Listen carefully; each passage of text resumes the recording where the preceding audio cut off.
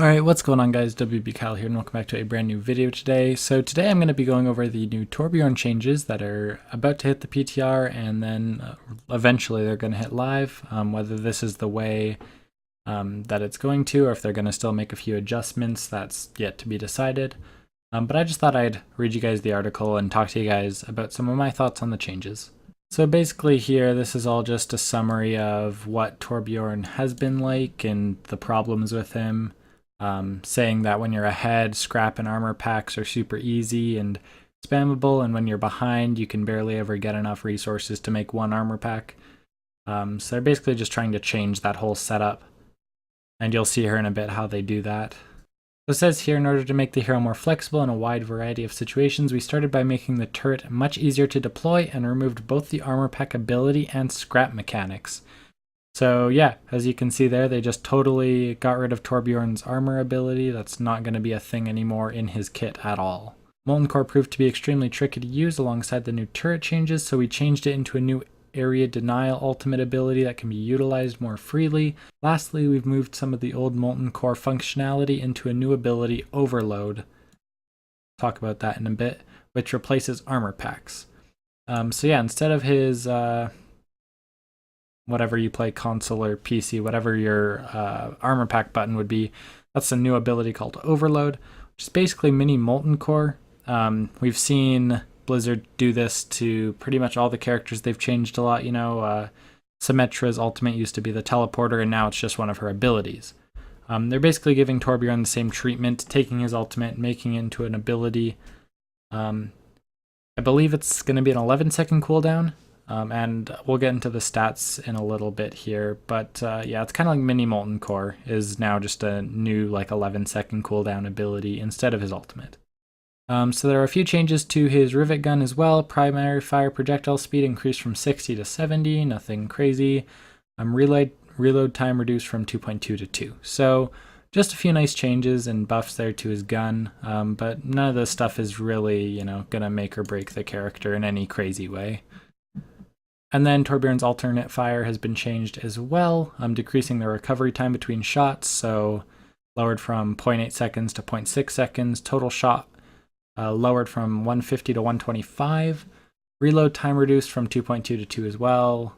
Spread pattern adjusted and randomly spread reduced by 50%. So basically, summary, it shoots and reloads faster, but it does a bit less damage here. And the spread is a bit easier to predict because it spreads a lot less. So that's nice. Just starting to get into the changes here, though, because those are just a few tweaks to his gun. Nothing really with his kit too much yet. So one of the bigger changes here, it says the turret is now a thrown projectile. So it's kind of like Symmetra's turrets. You don't have to place them. You can kind of throw them. Same with his turret, you can kind of toss it, you know, a few feet in front of you and get into areas that you couldn't prior. So that's kind of nice, just makes it a bit easier for the Torbjorn player. It also says turret levels have been removed and you no longer need to hammer the turret other than to repair it. So when you throw out the turret, from my understanding, it'll just be base level 2.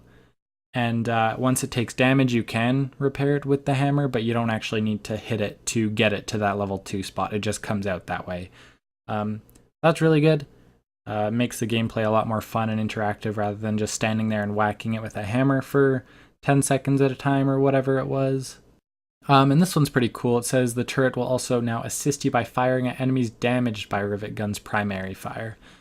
So basically, your turret's going to be shooting at the same people you're shooting at, so you're going to be focusing down one person at a time, basically. So I think that's a pretty good change. You know, it'll help you melt your target quite a bit faster than if your turret was shooting at some other tank way off in the distance. So half the cooldown for the turret begins on deployment. Full cooldown begins when the turret's destroyed. New turret cannot be placed if the turret is taken or dealt damage within the last 3 seconds there. So you can't just spam out a new turret, you know, as soon as the cooldown is done if your other turret is still alive or anything like that. It has to be destroyed or it can't have dealt damage within the last 3 seconds. So that's not too hard or too big of a deal at all. Yeah, and then there is a way to manually destroy your own turret if it's in a terrible spot, and it resets the cooldown earlier, so you can throw out a new one if you put it in a really bad spot after the cooldown there. No longer explodes if Torbjorn dies while it's still building. All right, that's kind of nice. Yeah, so like I said, turret levels removed. Turret automatically builds over 3 seconds, so there's a bit of a delay there. Deals the same amount of damage as the previous level 2 turret and has 250 health to it. Requires much less time commitment to set up, as I was saying. Throws it, yeah. He has more control over who he targets. Yeah, that's basically everything we went over for the turret at least. So this is going to be talking about Overload, the new ability, instead of his armor pack. So Torbjorn gets temporary 150 armor, 30% increased movement speed, 30% increased rivet gun and reload attack speed, 30% increased hammer attack speed, 5-second duration, and 12-second cooldown. So I said 11 seconds, it's 12 seconds. Nothing crazy there, but yeah, this seems much, much better than his armor.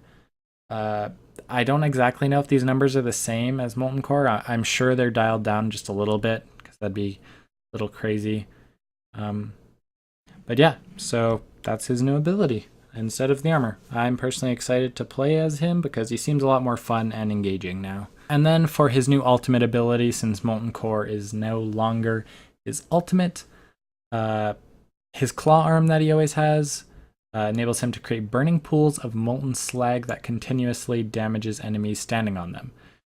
So it's like an area of effect. Enemies are slowed in it. They take big damage in it. So you have up to 10 molten projections that spawn a damaging pool where they land. And this is really big. It deals extra damage to enemies with armor. So Brigitte, it's a bit of a nerf to you if Torbjorn's actually relevant in the meta, which I'm guessing he is going to be after this because there's just so many heroes out right now that do rely on armor, especially Brigitte. So that's really cool. It is a very situational ability, and that's the sort of thing I like. When characters have something that is used in a specific situation that would allow you to pick that character, I'm all for stuff like that. It makes team comps more dynamic. And yeah, I just think it's cool. I think everyone's happy about that change there because hopefully it'll stop the Brigitte spam on the ladder. So I can actually play this clip here just to give you guys a better idea. So yeah, you see he just shoots the lava across the floor there. The wrecking ball walks through and takes damage. So yeah, that's pretty cool. Seems pretty straightforward. It doesn't seem anything crazy. So this is just a list of heroes with armor that'll do bonus damage to. Yeah, and I think that's pretty much it. I like the changes. I think Torbjorn's going to be much more fun to play as. Playing against him might be a bit more annoying than it previously was. But yeah, I'm just very excited all around for these changes. Let me know what you guys think down in the comments below. We'll see if there are any changes made after the PTR testing and anything like that. I'm sure there might be a few tweaks to these numbers here, but I'm guessing they're going to keep the kit pretty much as displayed here. So yeah, thank you guys so much for watching. Drop a like and subscribe if you haven't already, and I'll see you guys in the next one. Peace.